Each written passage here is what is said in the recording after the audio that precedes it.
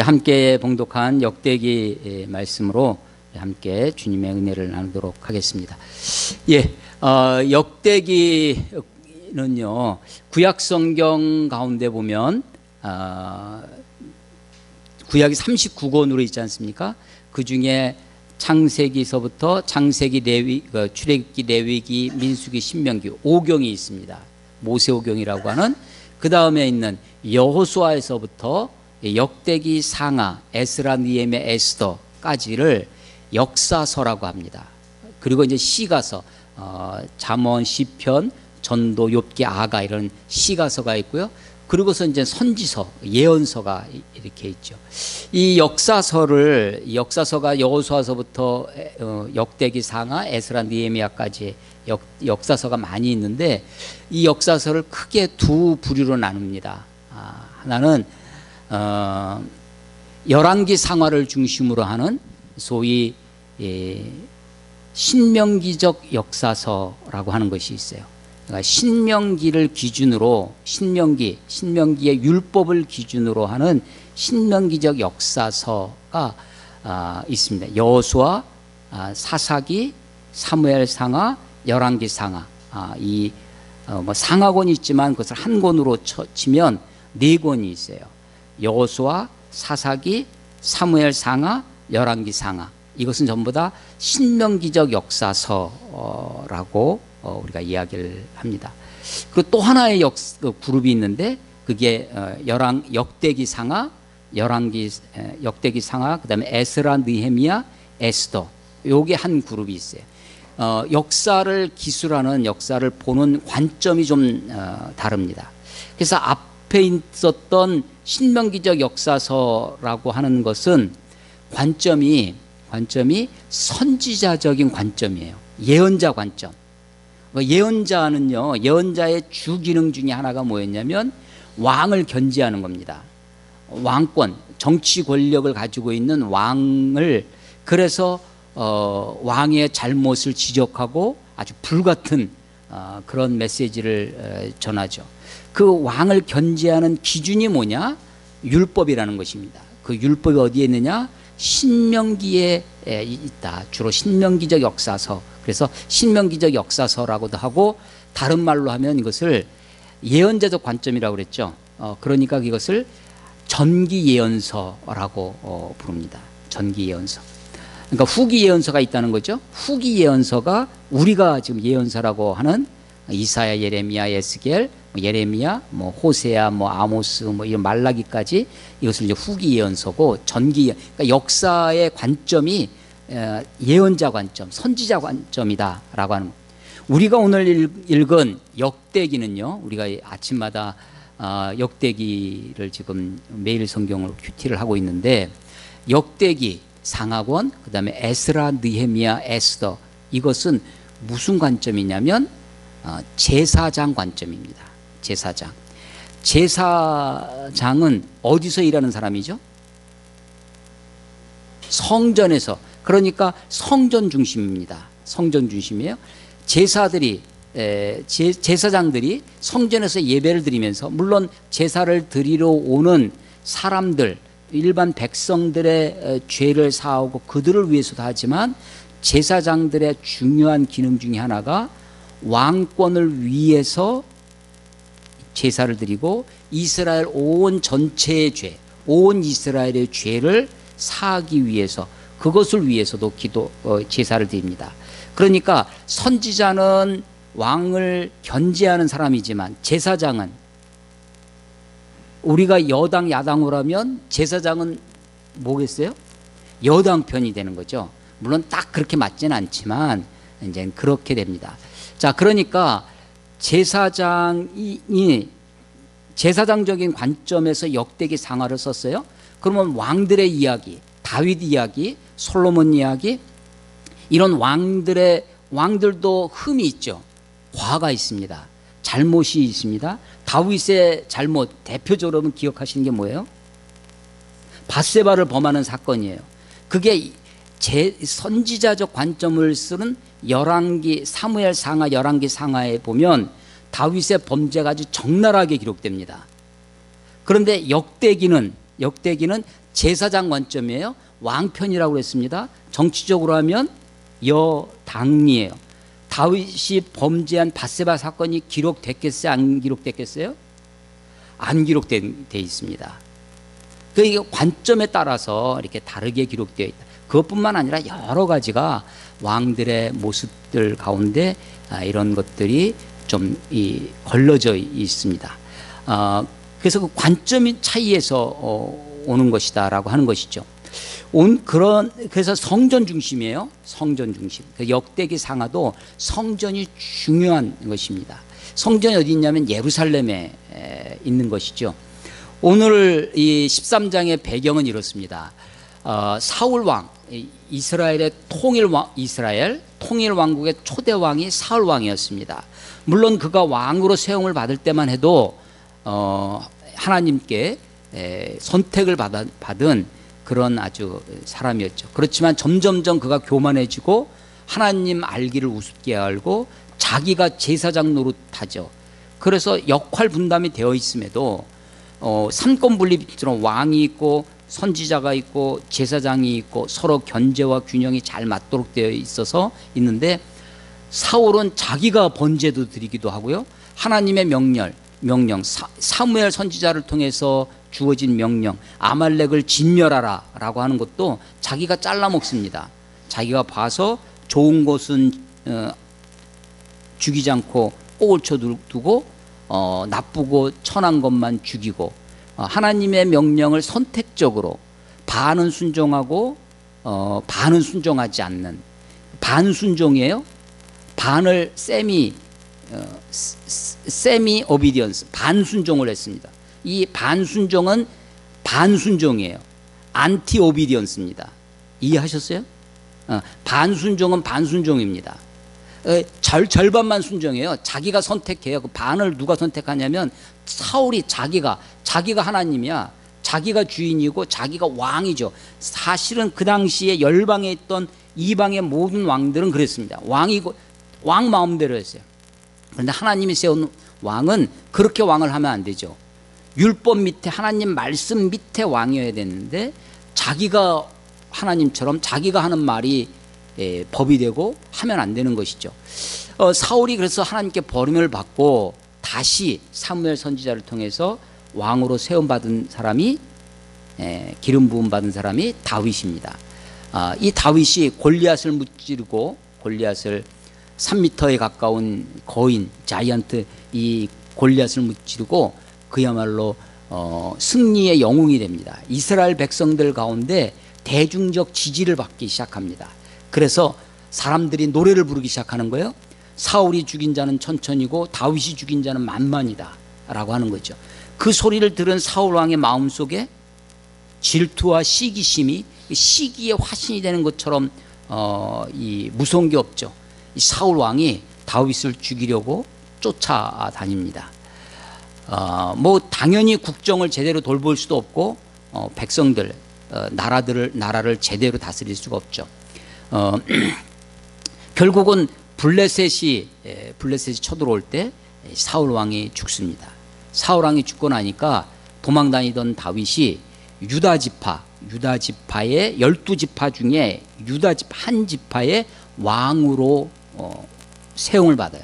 그러니까 처음부터 다윗이 온 이스라엘, 통일 이스라엘의 왕이 된 것이 아니라 처음에는 사울 왕이 죽고 나니까 유다 지파의 왕이 됩니다. 그래서 유다 지파의 땅 중에 중심 도시가 어디였냐면 헤브론입니다.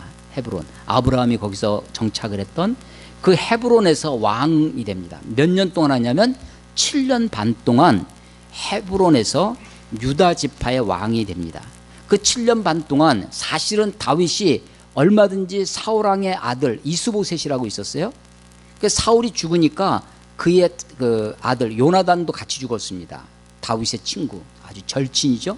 요나단도 죽고 다른 아들 이스보셋을 이스라엘 사람들이 이스보셋을 왕으로 추대를 해서 11지파, 유다 지파 말고 다른 지파의 왕이 됩니다. 그러나 이 이스보셋은 왕권을 제대로 사용할 수 없는 유약한 왕이었죠. 내분도 일어납니다. 다윗은 점점 비록 한 지파 유다 지파의 왕이었지만 점점점 강성해지고 나라를 아주 건실하게 다스립니다. 충분히 다윗이 무력으로 통일을 할 수 있었을 것입니다. 그런데 무력으로 통일을 하지 않고 시간을 기다리고 사람을 자기가 숙청하지 아니하고 기다리다가 결국은 이 사울의 뒤를 이은 이스보셋이 그 밑에 있던 이 지휘관 군사 반란이 일어난 거죠. 그 죽고 나라를 바칩니다. 이 다윗에게. 그래서 이제 다윗이 온 이스라엘의 왕이 됩니다. 통일 이스라엘의 왕이 되는 거예요. 그래서 온 이스라엘 지파의 장로들이 다윗에게 나와서 다윗에게 기름을 부어서 우리를 다스려 주십시오라고 왕으로 추대를 합니다. 그러니까 통일 이스라엘의 왕이 되는 것은 무력으로 된 것이 아니었습니다. 그렇게 전 이스라엘의 왕이 된 다음에 다윗이 한 첫 번째 일이 뭐였냐면 수도를 옮기는 것이었습니다. 남한국 유다의 맨 밑에 이 유다 지파가 우리 식으로 하면 우리 한반도 식으로 하면 아마 저 경상도쯤 되는 남쪽 지방에 있습니다. 그것을 서울로 수도를 옮기는 것처럼 중앙 부위로 옮기는 것이 예루살렘이었습니다. 예루살렘은 이 다윗 왕 때까지도 사울 왕이 통일 왕국을 이루었다 해도 모든 그 가나안 민족을 다 정복한 것이 아니었어요. 예루살렘은 정복하지 못했습니다. 산성이고요. 산성이어서 여부수족이 거기를 차지하고 있었는데 난공불락의 그런 산성이었습니다. 다윗이 게릴라를 투입을 해요. 하수구, 성경에는 수구라고 되어 있어요. 하수구, 그 하수구로 침투를 해가지고 예루살렘을 정복합니다. 그리고 그곳으로 수도를 옮겨요. 다윗성이 됩니다. 예루살렘이 다윗성이 돼요. 자, 그래서 통일 이스라엘의 왕으로 된 이 다윗이 첫 번째로 한 것이 뭐였냐면 수도를 옮기는 것이었습니다. 예루살렘으로.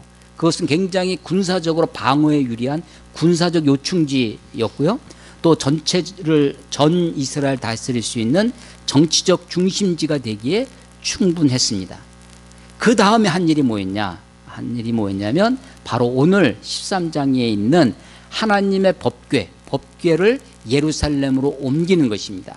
이것은 종교적으로 예루살렘이 정치적인 중심지, 군사적인 요충지일 뿐만 아니라 종교적 중심지가 되는 아주 중요한 일이었습니다. 이것을 이제 정치적으로 해석을 해보면 아마도 백성들을 하나로 모으는 소위 정치 이데올로기를 만드는 것 중에 하나가 바로 법궤를 옮겨오면서 내가 백성들의 지지, 국민적 지지를 얻을 뿐만 아니라 하나님으로부터도 내가 승인받은 사람이다 라고 하는 것의 상징이 바로 하나님의 법궤를 예루살렘으로 옮겨오는 일이었습니다. 그 일이었는데 결론은 실패입니다. 그 운송하는 그 행사 중에 그만 사람이 죽게 되었죠. 이 일은요, 조용히 법궤만 비밀리에 옮겨온 것이 아니라 전 국민적 퍼레이드였습니다. 5절을 봐보세요. 13장 5절에 보면 이에 다윗이 애굽의 시홀 시내에서부터 하맛 어기까지 온 이스라엘을 불러 모으고, 애굽의 시홀 시내에서부터 하맛 어기까지, 이 말은 무슨 말이냐면요, 우리식으로 표현하면 백두에서 한라까지 이런 얘기입니다. 딱 오시죠? 백두에서 한라, 전 한반도를 통일한 것입니다. 그런데 이 백두에서 한라까지보다 좀 더 광범위하게 하면 저 옛날 발해 만주에서부터 대마도까지, 이렇게 하면 어떻게 돼? 우리가 아주 위세를 당당하게 떨치던 가장 넓었을 때의 지역, 그게 바로 아마 만주에서부터 대마도까지, 이렇게 표현할 수 있을 거 아닙니까? 자, 원래 이스라엘은 단에서부터 브엘세바까지, 이게 백두에서 한라까지예요. 딱 그 유대 가나안 맨 위가 단입니다. 단지방. 유다 지파의 맨 밑에 도시가 브엘세바입니다. 그러니까 단에서부터 브엘세바까지 하면 한반도 전체, 백두에서 한라까지, 이런 표현이에요. 근데 그것을 조금 더 포괄적으로 하면 그러니까 우리 북쪽에 조선족도 살고 있잖아요. 우리 일제시대 때라든지 이럴 때 많은 사람들이 대마도로 가서 우리 조선의 피가 흐르는 사람들이 있을 겁니다. 그래서 저 만주에서부터 대마도까지 하는 표현이 바로 애굽 시올 시내에서부터 하맛 어기까지입니다. 그러니까 전국적이에요. 전국적으로 온 이스라엘을 불러 모읍니다. 그러니까 지금 이 법궤를 운송하는 이 일은 전국적인 행사입니다. 전 국민적인 사건이에요.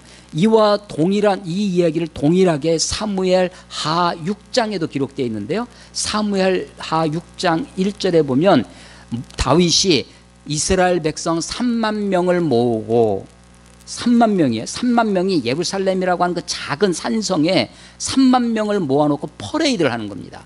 법궤가 점점점 다가오는 일을 통해서 하나님이 우리에게 다가오신다라고 이스라엘 사람들은 생각을 했는 거예요. 다윗이 지금 아주 요즘처럼 뭐 TV나 뭐 이런 것이 없던 시절에 사람들에게 보여줄 수 있는 가장 아주 그냥 놀라운 온 국민들의 마음을 흥분케 하는 일이었습니다. 근데 그때 사람이 죽은 거예요. 그래서 완전히 다윗이 생각했던 것과 다른 일이 벌어졌죠. 그래서 법궤를 예루살렘으로 가져오지 못하고 오벳 에돔이라는 사람 집으로 가게 되었다라고 하는 것입니다. 자, 법궤가 뭐냐? 법궤, 궤가 뭐예요? 궤, 상자입니다. 상자. 사과 궤, 짝 그러죠. 궤짝. 이 궤는 한자로 상자 궤자입니다. 함궤라고도 하는데 상자예요. 상자. 정방향의 그런 궤인데 상자인데 이것은 모세 때 만들었습니다. 모세 때 출애굽기 25장에 하나님의 명령으로 하나님이 디자인하고 하나님이 모세에게 시내산에서요. 시내산에서 모세가 받은 게 두 가지입니다. 두 가지. 하나가 율법을 받습니다. 하나가 성막을 받아요. 성막, 증거막, 성막에 대한 설계도를 받습니다. 설계. 율법을 받고 성막을 받아요. 율법은 하라 하지 마라 하는 거죠. 근데 그 율법 아래에 있으면 하라는 것은 우리가 하지 않고 하지 말라는 것은 하게 되죠. 하라는 대로 다 하십니까? 하지 말라는 대로 다 우리가 그렇지 못하잖아요. 그러니까 율법 아래에 있으면 우리는 결론이 뭐예요? 죄인이죠. 율법 아래에 있으면 우리가 죄인으로 드러납니다. 죄인은 우리들은 거룩하신 하나님 앞에 우리가 어떻게 할 수밖에 없어요? 죽을 수밖에 없죠. 자, 시내산에서 받은 게 두 가지인데 하나가 뭐예요? 율법. 또 하나가 성막을 받습니다. 성막. 막은 천막이라는 거예요. 텐트입니다. 터버나클이라고 하는 증거막인데 이 성막은 크게 성소와 지성소로 나뉘어집니다. 중간에 칸막이가 있는 거예요. 커튼이 있습니다. 휘장이 있어서 성소에 가면 뭐 등잔도 있고 떡상도 있고 뭐 이런 거 있지만 휘장을 지나 지성소가 들어가면 지성소, 성소라는 말이 거룩한 곳이라는 거죠. 거룩할 성자라. 그런데 그 중에서도 지극히 거룩한 곳, 지성소입니다. Holy of Holies입니다. 거룩한 것 중에 거룩한 곳, 지성소입니다. 이 지성소는요, 텐트, 어두운 텐트가 세 겹의 천막으로 되어 있어요. 빛이 하나도 안 들어옵니다. 어두운 곳에 놓여지는 상자가 하나 있어요. 그게 궤입니다. 궤, 상자 궤. 근데 그 궤의 이름을 율법이 있다 그래서 법궤라고도 하고 그 궤가 우리들에게 무엇인가를 증거해 준다, 테스티모니 해준다 해서 증거궤라고도 하고 그 궤가 우리들에게 하나님의 언약, 약속이 그 안에 담겨 있다 그래서 언약궤라고도 하고 똑같은 걸 하나의 이름이 여러 가지로 불려진 거예요. 법궤, 증거궤, 언약궤, 그리고 그냥 궤, 이렇게 하나님의 궤 이렇게 부르던 것입니다. 이 궤는요, 이 법궤는 그러니까 이 성막 이게 가장 중요한 핵심이 바로 이 궤에 있었습니다. 이 법궤에 있었는데 이 법궤 안에는 물건이 세 가지가 들어갑니다. 세 가지가 들어. 하나가 뭐냐면 십계명 돌판, 두 번째가 모사의 저기 아론의 쌍난 지팡이, 세 번째가 만나 항아리, 이 세 가지가 들어갑니다. 이 세 가지는 전부 다 이스라엘 백성들의 죄와 관련이 있습니다. 죄와.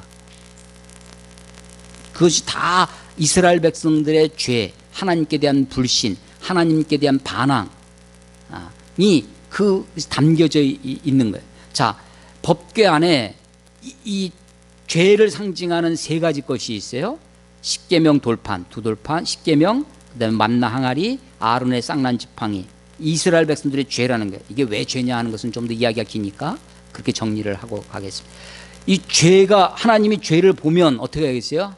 거룩하신 하나님은 이 죄를 그냥 두고 보실 수가 없죠. 거룩하신 하나님은 이 죄를 어떻게 해야 돼요? 심판하셔야 됩니다. 그래서 죄가 하나님께 고발되어지기 전에 이 죄를 덮고 있어요.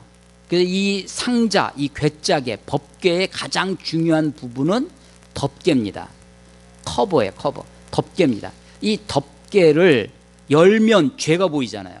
그러니까 죄가 보이지 않도록 뚜껑을 덮고 있고, 그 죄를 대제사장이 1년에 한 번씩 양의 피를 가지고 성소를 지나 지성소로 들어가서 그 피를, 양의 피를 그 덮개, 상자, 이 언약궤 위에 덮개에다 피를 뿌립니다. 피를 부으면 하나님이 뭐를 보시냐면 피를 보시는 거죠. 그래서 피 흘림이 없은즉 죄 사함이 없느니라. 이스라엘 백성들의 죄를 그 피를 보고 용서해 주시겠다. 죄를 사하여 주시겠다. 죄인인 우리가, 하나님 앞에 죽을 수밖에 없었던 우리가 하나님이 우리의 죄를 용서해 주시는 것만큼 은혜가 없죠. 그래서 그 장소, 이 덮개, 이 뚜껑 부위는 하나님이 우리에게 은혜를 베푸시는 곳입니다. 은혜를 베푸는 자리라는 뜻으로 그것을 뭐라고 부르냐면 시은소라고 부르는 겁니다. 시, 베풀 시자예요. 은혜를 베푸는 곳, 시은소입니다. 영어로는 mercy, 자비의 mercy seat, 은혜의 자리, 자비의 자리, 긍휼의 자리가 어디냐면 법궤의 덮개 부분이에요. 그 덮개 부분을 시은소, 속죄소라고도 합니다. 죄를 사해 주시는 속죄소라고도 하는데, 하나님이 출애굽기 25장에 보면 내가 거기서, 어디에서? 시은소에서 내가 거기서 너희를 만나고, 하나님이 만나시는 곳이에요. 하나님이 이스라엘 백성들, 죄인들, 우리들을 만나시는 곳이 성소를 지나 지성소에 들어가 법궤 위에 있는, 언약궤 위에 있는 그 시은소, 은혜를 베푸는 그 자리, 피로 우리의 죄를 사해 주시는 곳, 그곳에서 내가 너희를 만나겠다라고 말씀해 주시는 거죠. 그래서 하나님과 우리가 만나는 곳, 하나님의 임재의 상징, 이게 법궤입니다. 자, 시내산에서 두 가지를 받았어요. 모세가 하나를 뭘 받았다고요? 율법 아래에 있으면 우리가 뭐로 드러나요? 죄. 또 하나를 받았어요. 그게 뭐예요? 성막을 받았어요. 성막의 핵심 중에 핵심이 뭐라고요? 법궤 위에 시은소가, 그 시은소는 우리는 뭐 하는 곳이에요? 우리의 죄를 사하는 곳. 만약에 우리가 모세가 율법만 받았다면 어떻게 돼요? 우리는 다 죽을 수밖에 없죠. 죄인으로 들어. 그런데 시은소가 있어서, 이 속죄소가 있어서, 법궤가 있어서 우리의 죄를 용서해 주시겠다라고 하는 것입니다. 이 법궤를 두는 곳이 지성소인데요. 지성소 전체가 성막, 천막이에요. 텐트입니다. 텐트니까 텐트를 걷어서 옮길 수가 있었죠. 이동이 가능한 것이었습니다. 그래서 광야에서 제사장들이 어깨에 메고, 제사장이 나오는 레위 지파 중에 고핫 자손이라고 있는데, 고핫 자손들은 어깨에 맵니다. 나중에 천막이나 이런 무거운 것들은 소에 싣고 가요. 그런데 법궤만은 어떻게 됐냐면 반드시 어깨에 매도록 되어 있었습니다. 그리고 이것은 성물의 거룩한 물건이라 해서 사람들이 손으로 만지지 못하게 했어요. 손을 대지 말지니라는 거예요. 뚜껑을 열면 그 안에 이 안에 도대체 법궤 뭐가 들어있을까? 사람들이 옛날부터 전해 온 건 있죠. 아버지부터 할아버지로부터, 그 아버지로부터 들었습니다. 뭐가 들어있다고요? 십계명 돌판, 만나 항아리, 아론의 쌍난 지팡이. 궁금한 거예요. 도대체 어떻게 생겼는지. 뚜껑을 열어보면 뭐가 보여요? 죄가 보여요. 하나님은 그 죄를 어떻게 해요? 심판하실 수밖에 없어요. 자, 법궤가 광야의 40년 동안에, 광야 40년 동안에 천막을 들고 성막을 들고 이스라엘 백성들이 이동을 할 때 고핫 자손들은 이 법궤를 어깨에 메고 이동을 했습니다. 광야 40년 동안 하나님이 불기둥과 구름기둥으로 이스라엘 백성들을 인도하셨어요. 구름기둥이 떠오르면 이스라엘 백성들이 짐을 쌉니다. 그리고 구름이 가는 대로 따라갑니다. 그때 맨 앞에 서는 게 누구예요? 고핫 자손이 어깨에 맨 법궤입니다. 그래서 법궤를 따라가는 거예요. 구름을 따라가지만 그 법궤가 맨 앞서갑니다. 그래서 앞서가시는 하나님, 법궤가 저기 가는구나. 하나님이 우리 앞서가시는구나. 앞서가시는 하나님이었습니다. 구름이 멈추면 이스라엘 백성들이 멈춰서 거기에 텐트를 치고 거기에 머무릅니다. 그때 법궤를 중심으로 성막을 치고 텐트를 치고 그 성막 주위로 세 지파 12지파가 동서남북으로 진영을 차립니다. 그래서 법궤가 항상 가운데 있고 이스라엘 12지파가 삥 둘러서 진을 치게 됩니다. 그러면 어디서든지 중앙에 법궤가 있는 거죠. 그래서 우리 가운데 계시는 하나님이었어요. 앞서가시는 하나님, 우리 가운데 계신 하나님. 이게 광야 40년 동안 이스라엘 백성들이 이 법궤를 보면서 배우고 익혔던 것입니다. 모세가 죽습니다. 모세의 뒤를 이은 여호수아가 이스라엘 백성들을 이끌고 광야에서 가나안으로 들어옵니다. 가나안으로 들어올 때 강을 하나 건너요. 그 강이 무슨 강이에요? 예, 요단강입니다. 요단강을 건널 때 어떻게 건너냐? 제사장들이, 이 법궤를 맨 제사장들이 발을 요단강에 디디는 순간 마치 홍해를 모세가 지팡이로 가르던 것처럼, 그때는 하나님이 모세를 통해서 하나님의 권능을 나타내셨지만 모세가 없던 다음에 이제는 하나님의 말씀, 율법을 상징하는 이 법궤를 맨 제사장들이 요단강을 밟는 순간 요단강이 갈랐습니다.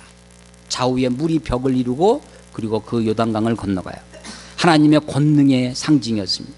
요단강을 건너오자 가나안 족속들의 가장 강력한 성이 하나 있었습니다. 예, 여리고성입니다. 그 여리고성을 이스라엘 백성들이 하루에 한 바퀴씩 돌고 마지막 7째 날은 7바퀴를 돌고 나서 그 성을 향해서 함성을 지를 때 여리고성이 무너집니다. 그때 이스라엘 백성들이 그 여리고성을 돌 때 맨 앞에 섰 사람이 누구예요? 그게 바로 제사장 법궤였습니다.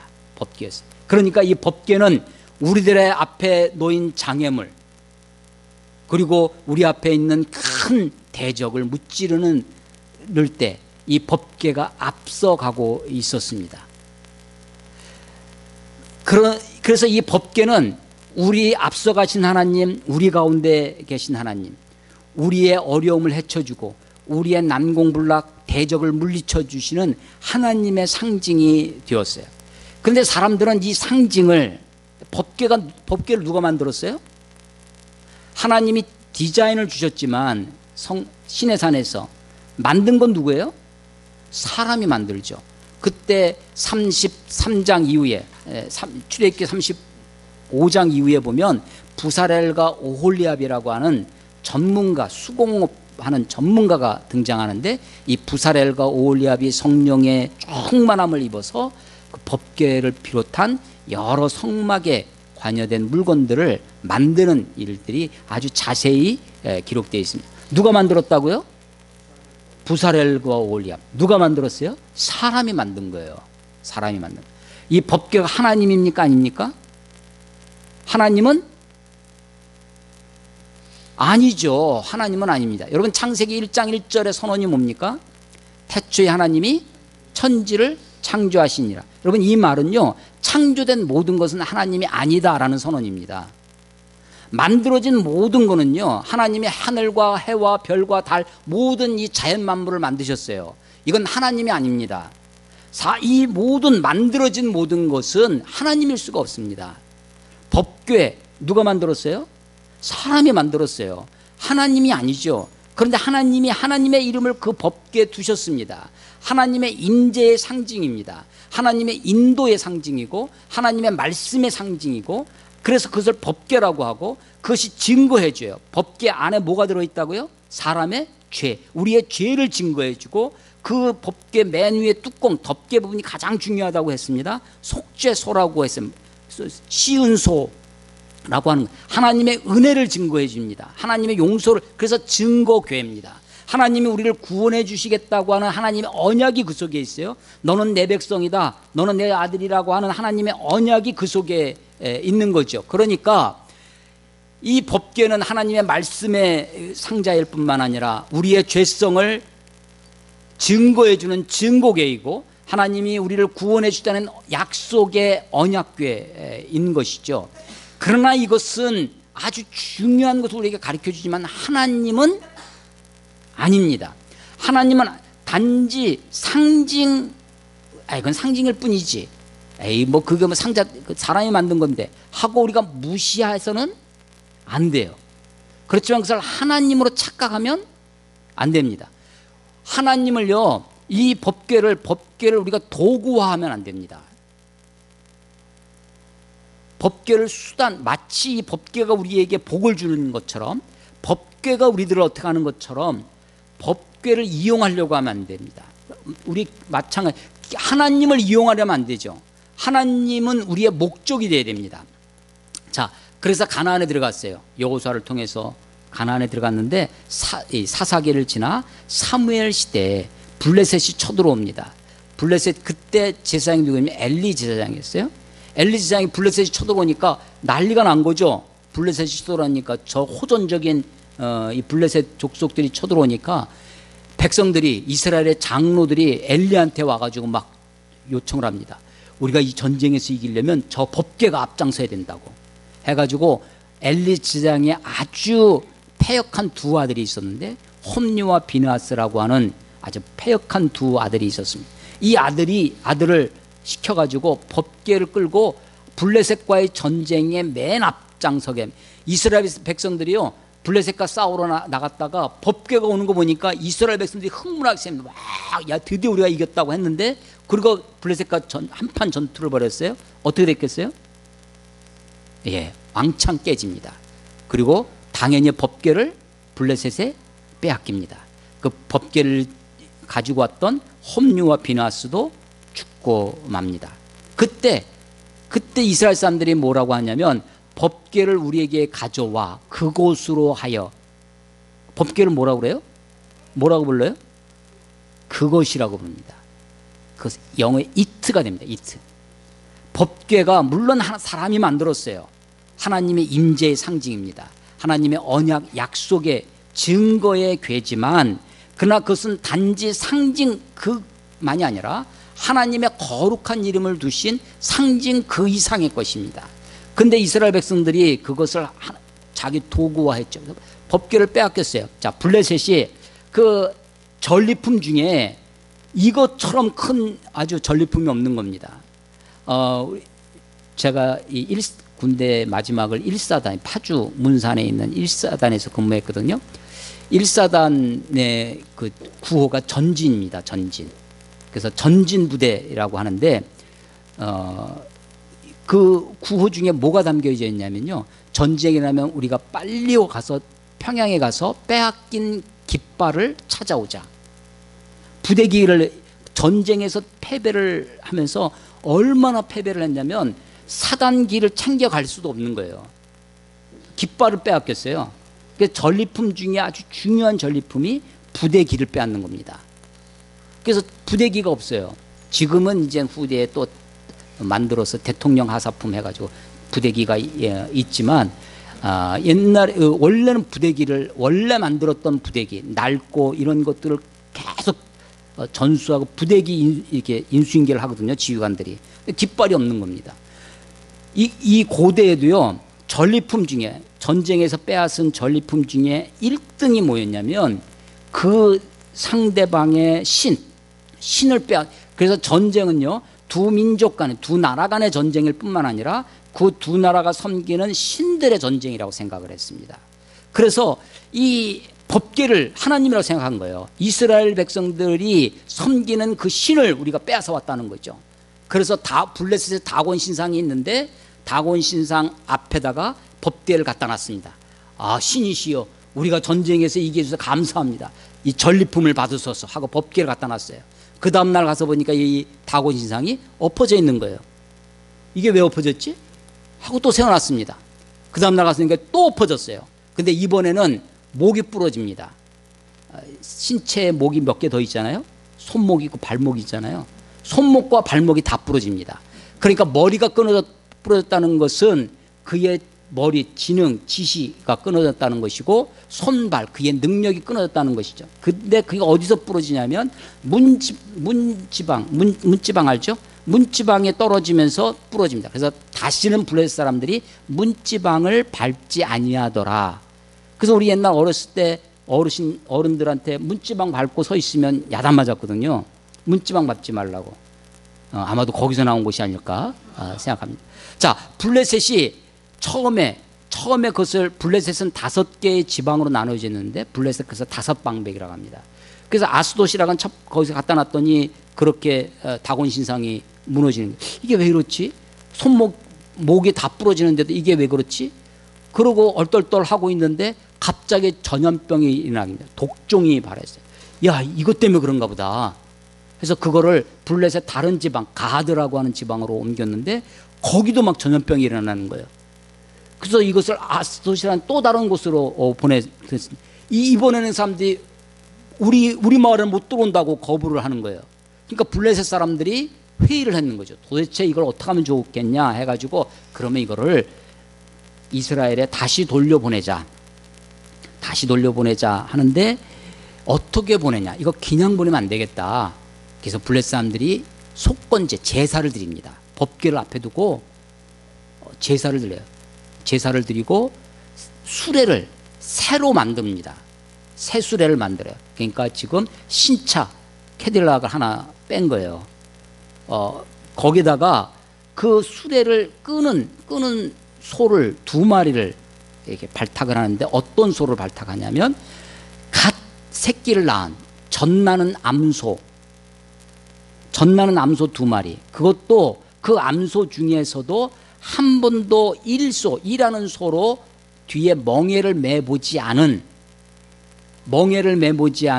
젖나는 암소 2마리로 하여금 새 수레를 끌게 합니다.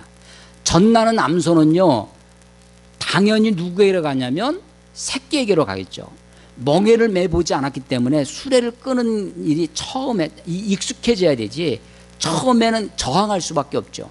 그래서 지금 블레셋 사람들이 머리를 쓴 거예요. 만약에 이것이 이스라엘 땅으로 이 수레를 보내는데 가다가 새끼 있는 대로 돌아가거나 혹은 멍에를 매니까 힘들다고 애들이 막 발버둥 치면 그동안에 있었던 다곤 신상이 무너진 거라든지 전염병이 일어났다든지 이런 것들이 다 그냥 우연히 일어난 것이고, 만약에 이것이 그대로 본능을 뛰어넘어서 젖나는 암소임에도 불구하고 멍에를 한 번도 매보지 않았음에도 불구하고 이스라엘 땅으로 곧장 가면 아하, 이것은 저 이스라엘의 신 때문에 그런 거구나 라고 생각하기로 했습니다. 블레셋에 하나님의 법궤를 뺏긴 사건을 우리는 뭐라고 하냐면요, 하나님의 포로 사건 이렇게 얘기를 해요. 이스라엘은 포로기가 있잖아요. 하나님이 법궤를 빼앗겼다. 그래서 하나님의 법궤가 블레셋에 갔다 해서 하나님의 포로 사건이라고 하고요. 이게 사무엘상 4, 5, 6장의 이야기, 지금 제가 말씀드린 게 4, 5, 6장의 이야기인데 이때는요, 하나님이 사람의 손을 거치지 않고 역사하셨던 이야기입니다. 이 법궤가 돌아오는 이 사건, 다곤 신상이 무너지고 전염병을 일으키고 들어오는 이스라엘로 다시 반환되는 그 일. 그래서 새술에 젖나는 암소, 멍에를 메어보지 않은 이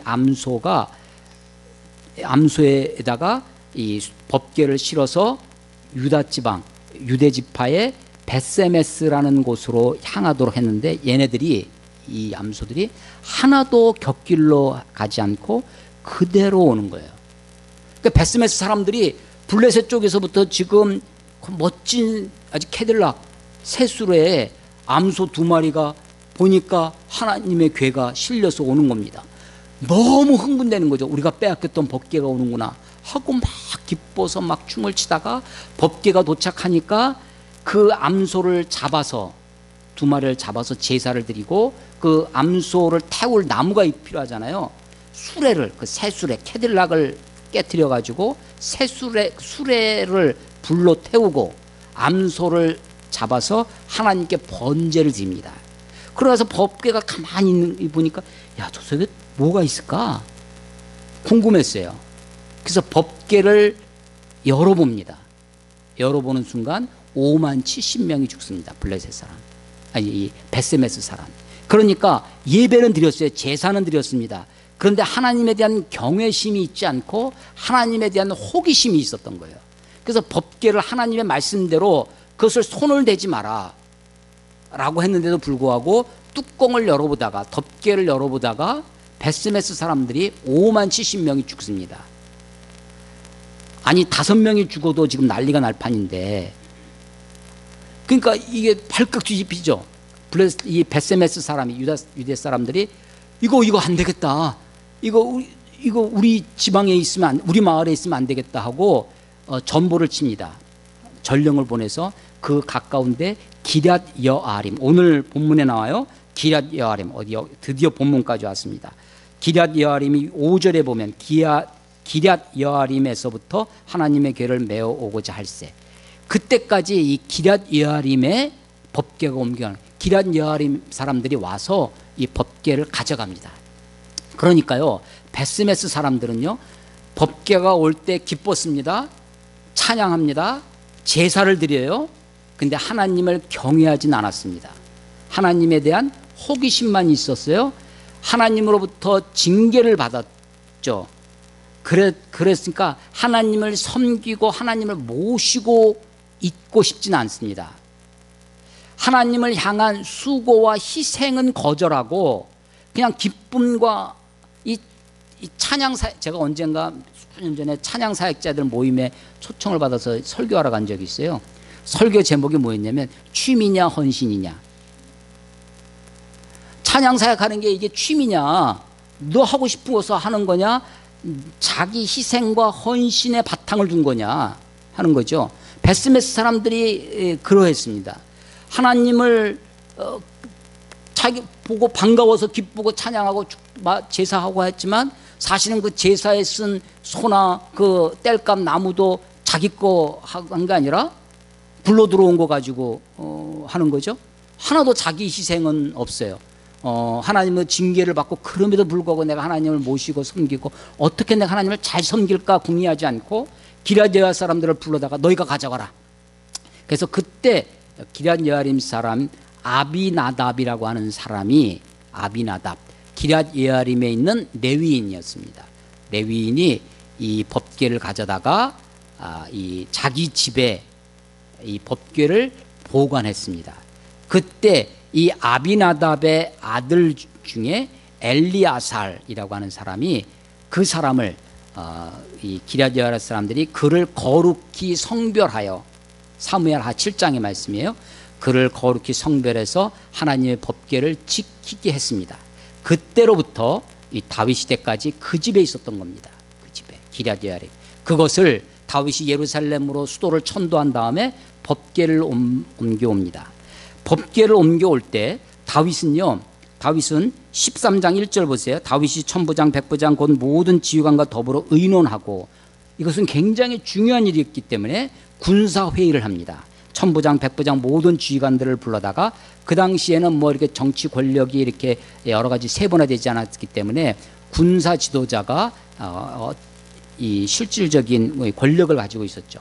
그러니까 다윗이 독단적으로 한 것이 아닙니다. 독단적으로 하지 않고 의논을 해서 했어요. 2절, 다윗이 이스라엘의 온 회중으로 이르되 만일 너희가 좋게 여기고 또 우리의 하나님 여호와께로 말미암았으면, 조건을 냈어요. 하나는 공동체적 합의가 있으면, 또 하나는 하나님이 그것을 좋게 여기시면, 이게 기준입니다. 다윗이 기준 없이 한 것이 아닙니다. 의논을 하고 기준을 세워서 그러면 이 법궤를 우리에게로 가져오자라는 거예요. 2절 좀 더 읽어보시면요. 여호와께로 말미암았으면 우리가 이스라엘 온 땅에 남아있는 우리 형제와 또 초원이 딸린 성읍에 사는 제사장과 레위 사람에게 전령을 보내 그들을 우리에게로 모이게 하고. 제사장과 레위인 이들은 율법의 전문가입니다. 제사 이 법궤 전문가, 전문가를 활용하는 사람이에요. 의논했습니다. 그리고 기준을 세우고요. 그리고 전문가를 활용을 했습니다. 그리고 제안을 해요. 3절 우리가 우리 하나님의 궤를 우리에게 옮겨오자. 사울 때에는 우리가 궤 앞에서 묻지 아니하였느니라. 사울이 지 멋대로 했다는 겁니다. 하나님의 뜻을 구하지 아니하고 근데 이제 법궤를 가져다 놓고 하나님의 뜻을 구하며 살겠다라고 하는 것이 다윗의 의도였습니다. 그래서 5절 아까 말씀드린 것처럼 전국적인 이스라엘 백성들을 다 모아서 국가적인 퍼레이드를 벌이는 겁니다. 5절 끝에 기럇 여아림에서부터 하나님의 궤를 메어오고자 할세. 처음은 다윗이 궤를 어떻게 했어요? 메어오고자 했습니다. 6절 다윗이 온 이스라엘 거느리고 바알라, 이 바알라가 기럇 여아림의 다른 이름이에요. 바알라 곧 유다에 속한 기럇 여아림에 올라가서 여호와 하나님의 궤를 메어오려고 하니. 자, 처음에는 메어오려고 했습니다. 이게 하나님의 법도였어요. 이게 율법이었습니다. 이게 율법이고 전통이었습니다. 제사장들이 법궤를 메고 요단강을 밟을 때, 법궤를 메고 여리고성을 돌 때 매는 것이 율법이고 그리고 이스라엘 전통이었습니다. 근데 율법을 어기고 전통을 어기고 어떻게 하느냐? 7절 하나님의 궤를 새 수레에 싣고 아미나다 집에서 나오는데 우사와 아이오는 수레를 몰며. 자, 지금요 갑자기 6절과 7절의 상황이 바뀌어 버렸어요. 상황이 지금 변질됐습니다. 급변했어요. 처음에는 메오려고 했는데 실제는 생각은 메오려고 했는데 실행은 어떻게 됐다는 거예요? 새 수레. 왜 그랬을까요? 왜 새 수레를 싣고 갔을까요? 율법 메고 와라. 전통, 이스라엘의 지장들이 역사적으로 계속 메고 왔다는 역사와 전통을 무시하고 새 수레를 메고 온 이유가 어디 있을까요? 사람들이 생각하는 거죠. 사람들이 아마도 새 수레니까 나름대로 정성을 다했다고 생각했을 것입니다. 할 바를 다했다. 근데 가만히 보니까 블레셋에 빼앗겼던 법궤가 가나안의 이 이스라엘 땅으로 들어올 때, 반환될 때 블레셋이 어떻게 했어요? 새 수레를 갖고 와요. 이방 나라들은요 신상들을 옮길 때 다 이렇게 수레에 메고 이동시키는 겁니다. 근데 하나님은 어떻게 하냐면 제사장들이 어깨에 메라, 그리고 이 법궤를 손대지 마라 라고 하는 것입니다. 갑자기 변질된 이유가 아마도 좀 그럴싸하게 지금 수많은 사람들 3만 명 이상의 이스라엘 백성들의 퍼레이드, 국민적인 퍼레이드 앞에 폼나게 새 캐들락으로 그냥 새 수레에서 법궤를 멋지게 운반해 오고 싶었을 것입니다. 아마 주위 사람들이 그렇게 조언을 했을 수도 있습니다. 그런데 그게 아니라는 거죠. 소가 기돈의 9절에 보면 기돈의 타작마당, 이게 사무엘은 나곤의 타작마당이라고 했는데 이 뜻은 전부 다 이 재앙, 파괴 이런 뜻이에요. 이 타작마당, 마당은 어떤 곳이에요? 넓고 편편한 곳을 우리가 마당이라고 하죠. 타작마당, 타작하기에 좋은 넓은 마당이에요. 여기에는 소가 갈 때 어떻게 해서 이 수레가 그냥 편안하게 가겠죠. 근데 굳이 그 타작마당에 사람들이 다 좁은 골목길에서 백성들이 못 봤을 거예요. 타작마당에 사람들이 다 볼 수 있는 그곳에서 소가 갑자기 뛰놉니다. 아니 블레셋 땅에서 이스라엘로 올 때는 그 소가, 그것도 어떤 소였어요?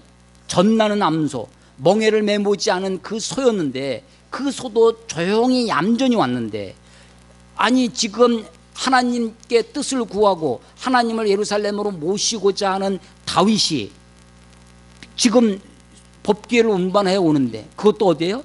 타작마당에서 소가 뛰놉니다. 아니 그러면 소가 뛰는 이게요, 우리가 너무나 좀 당혹스러운 게 있는데, 이 우사가 그러면 이 소라가 막 수레가 흔들리고 법궤가 떨어질지도 모르는데 그걸 보고 구경만 하고 있어야 되느냐? 그 흔들리는 이 법궤를 붙잡고 안 떨어지게 한 게 뭐가 잘못이냐. 이게요, 하나님께 대한 신뢰 중에요, 하나님의 전능하신, 하나님이 천지를 창조했다, 예수님의 무리를 건너갔다, 병을 고쳤다, 하나님의 능력입니다. 능력은요, 하나님은 전능하신 하나님이라면 그 정도는 하셔야죠. 사실은 어떻게 하나님이 오병이어로, 하나님이시니까 능력은 오히려 이해하기 쉽습니다. 전능하신 분이니까, 창조주시니까, 조물주시니까. 그런데 이해가 안 되는 게 있어요. 아니, 구약의 역사를 보면 하나님 어떻게 수만 명을 이렇게 한꺼번에 죽여버리시지? 아니, 우사가 뭘 잘못했다고? 그러니까 하나님의 능력에 대한 회의보다 더 회의 들게 하는 것은요, 의문을 갖게 하는 것, 하나님의 뜻입니다. 하나님 왜 이렇게 하셨을까? 이 우사가요, 이건 웃자고 하는 얘기예요. 이게 법궤가 흔들리니까 그래서 흔들린 순간에 웃 하고 잡았는데 죽은 사람이 우사라는 거 아니에요? 이 우사가 도대체 무슨 잘못을 했길래, 고의적인 것이 아닙니다. 고의적으로 이 손을 대지 말라고 하는 것을 어긴 것이 아닙니다. 의도적인 것이 아니었어요. 갑자기 벌어진 일이고, 그리고 어떻게 보면 불가피한 일일 수 있었습니다. 근데 하나님이 진노하셔서 우사를 죽이십니다. 그래서 우리가 이때 질문을 하는 거예요. 도대체 하나님의 기준은 뭐냐라고 생각을 하는 거죠. 그리고 여러 가지 질문을 하게 되면서, 이때 죽은 우사는 그러면 천국 갈까 지옥 갈까 막 이런 생각도 하면서 별의 생각을 다 하게 되는 거예요. 그래서 이 우사, 그런데 과연 하나님은 이 우사를 통해서 온 그것을 구경하고 있는 많은 사람들, 그리고 이 일을 주도했던 다윗에게 가르쳐 주려고 하는, 그 다윗에게 그의 마음속에 이스라엘 백성들에게 심어주려고 했던 것은 도대체 무엇일까? 라고 하는 것이죠. 하나님은요, 하나님으로 상징되어지는 이 법궤를 함부로 대하지 않기를 원하셨습니다. 하나님은요, 이 법궤가 거룩한 하나님의 상징으로 여겨지기를 원하시는 것입니다. 그것은 물론 하나님은 아닙니다. 그러나 하나님은요, 이 교육적 극단을 통해서, 극단적인 교육을 통해서 이스라엘 백성들이 하나님이 얼마나 거룩하신 분인지, 하나님이 얼마나 무서운 분인지, 하나님이 얼마나 두려운 분인지를 온 백성들 앞에서, 그리고 그 일을 주도한 다윗에게 심어주고 있다고 하는 것입니다. 우사가 죽으니까 12절에 그날에 다윗이 하나님을 두려워했다고 합니다. 하나님께 대한 두려움. 아니, 내가 하나님 앞에 이렇게 백성들을 다 모으고, 권력이 있으니까, 왕이니까 백성들을 다 모으고 세수레를 만들고 하면 될 줄 알았습니다. 그런데 그게 아니라는 거죠. 하나님은 우리의 이런 것들, 우리의 어떤 수고, 그것으로 하나님 우리가 교회 찬양팀 그냥 수십 명, 성가대 수십 명, 오케스트라 해가지고 예배를 드리면 하나님이 그것을 받으실까? 그것으로 만족하신 하나님이냐? 그것으로 만족하시는 분이 아니십니다. 아니, 여기도 보면요, 법궤를 옮길 때 8절에 보면 다윗과 이스라엘 온 무리들은 하나님 앞에서 힘을 다하여 뛰놀며 노래하며 수금과 비파와 소고와 재금과 나팔로 연주하냐. 오케스트라가 해버려집니다. 다윗이 이때 실패하고 다음번에 재차 법궤를 옮길 때는요, 하나님이 받으셨어요. 그때 다윗이 우리가 잘 알잖아요. 너무나 기뻐서 춤을 췄더니 옷이 다 벗겨져서 부끄러운 모습이, 옛날에는 속옷 팬티가 없던 시대라 겉옷이 벗겨지면 속옷 다 보이니까 왕이 부끄러운 모습을 보였다고. 그래서 미갈이 그거를 우습게 여기다가 그 다음부터는 태가 막혀서 더 이상 아이를 낳지 못했다 하는 그런 얘기가 실려 있습니다. 그리고 우리가 찬양 사역자들이 뭐 얘기할 때 다윗이 뛰놀던 것처럼 우리가 기뻐 이렇게 찬양하고 하잖아요. 그런데 보니까 찬양이 전부가 아닙니다.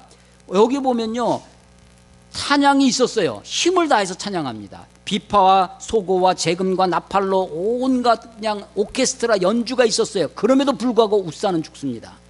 찬양이 있음에도 불구하고 하나님은 그것을 가지고 만족하시는 분이 아니십니다. 그러니까 찬양보다 훨씬, 우리가 뭐 음악적인 재능을 할 수 있죠. 그 이상의 헌신이 있어야 됩니다. 그 이상 우리의 마음의 중심이 하나님께 있어야 되는 것이죠.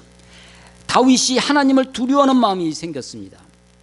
그런데 그리고 나서 이것을, 그래서 뭐라고 하냐면 12절에 보면 내가 어떻게 하나님의 궤를 내 곳으로 오게 하려.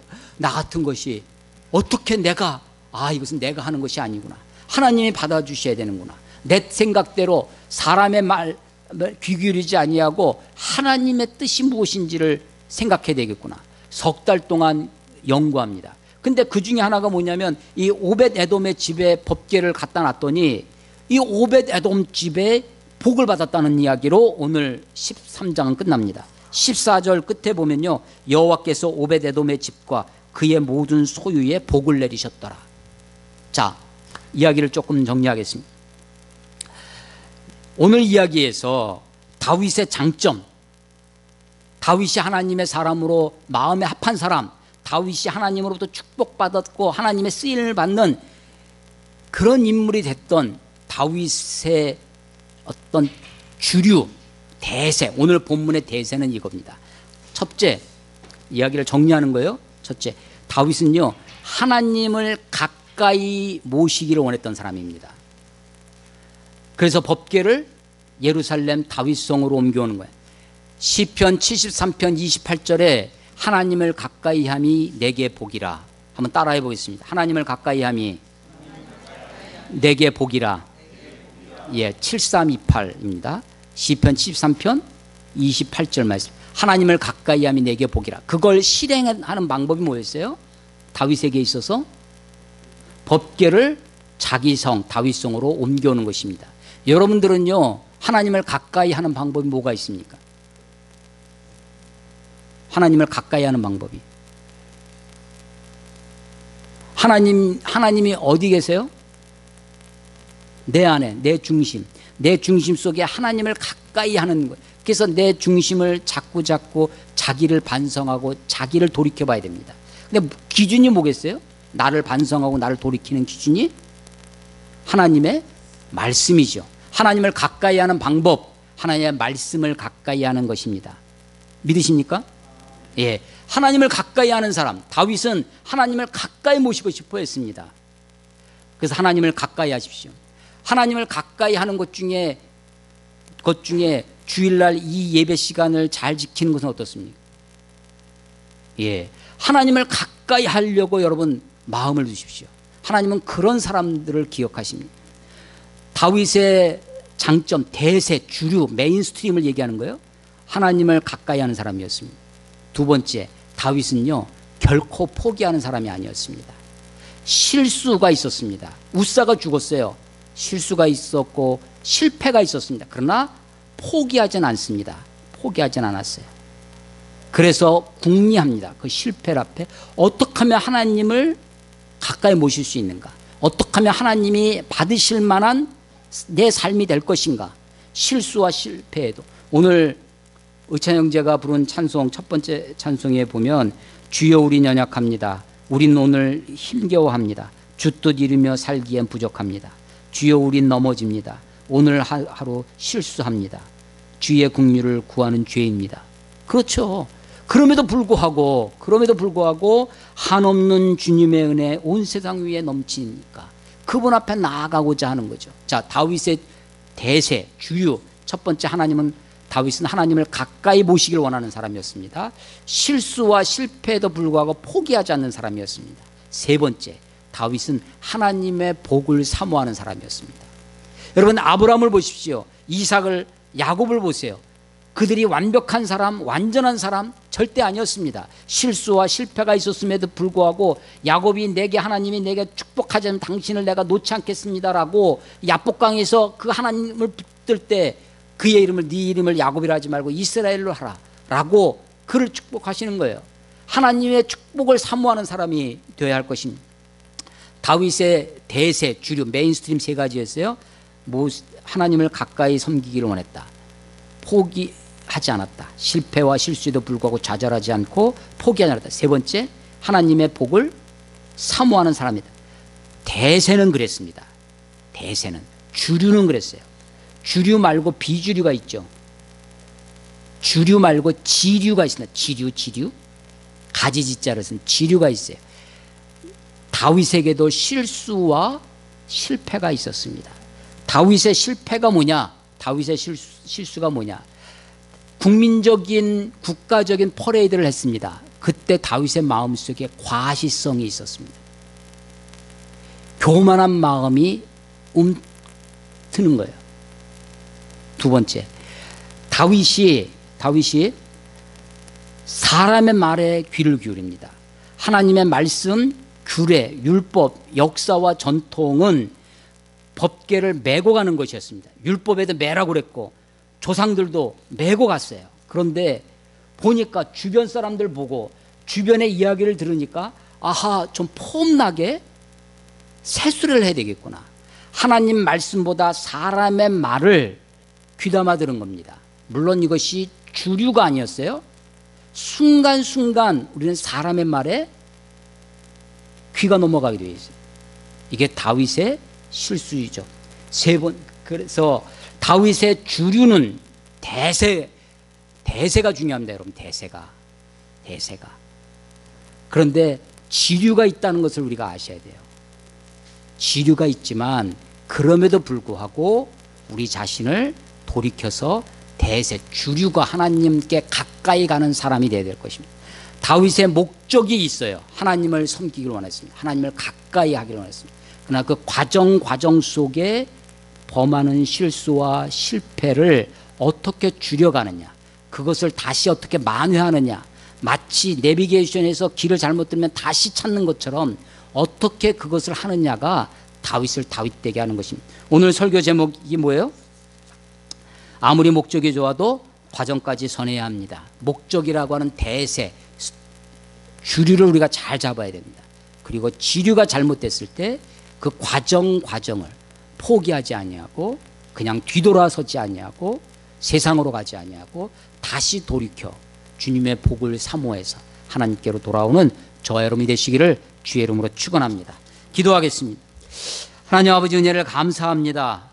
웃사가 죽은 이 황당한 일을 보면서 이 말씀을 또 보고 이 속에 하나님 우리에게 주시는 교훈이 무엇인지, 하나님 우리에게 무엇이라 말씀하시는지, 왜 하나님은 다윗을 그렇게 이뻐하시고 왜 다윗을 그렇게 들어 쓰시고 하나님의 마음에 합한 사람이라고 하는지, 다윗의 실수와 실패와 그 모진 과오에도 불구하고 하나님이 끝까지 다윗을 붙드시는 이유가 이 말씀 속에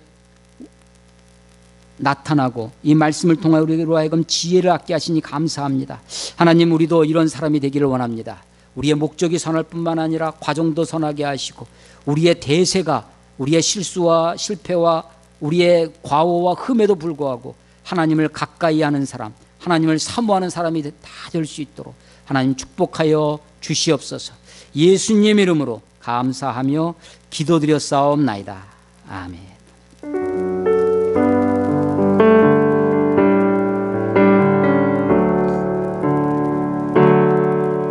주님 말씀하신 내가 나아가리라. 주님 뜻이 아니면